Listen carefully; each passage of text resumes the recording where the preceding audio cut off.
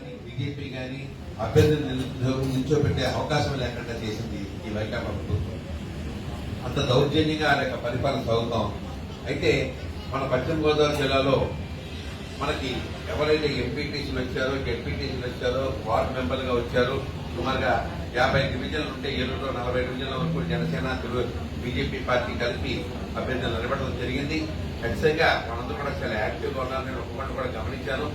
నేను కూడా మళ్ళీ మీ అందరికీ ఆశిస్తున్నాను. మీరు అవసరమైతే ఎక్కడ ఏ రకమైన ఇబ్బంది వచ్చినా కూడా నా నెంబర్ కూడా మీకు ఇస్తాను, నోట్ చేసుకుంటే వేదిక మీద నుంచి మీకు ఇస్తున్నాను.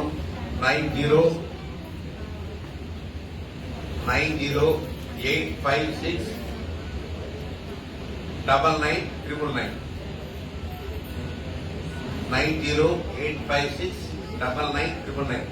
ఎక్కడన్నా మీకు పోలీసుల ద్వారా కానీ లేకపోతే కార్యకర్తల ద్వారా కానీ ఏదైనా ఇబ్బంది వస్తే ఖచ్చితంగా నా మాట్లాడి వెంటనే నేను పెద్దవాళ్ళందరితో కూడా నేను మాట్లాడి అక్కడ ఏ రకమైన చర్యలు తీసుకోవాలో ఆ రకంగా తీసుకుంటానికి మీకు అండగా ఉండాలని చెప్పి మనస్ఫూర్తిగా చెప్తున్నాను.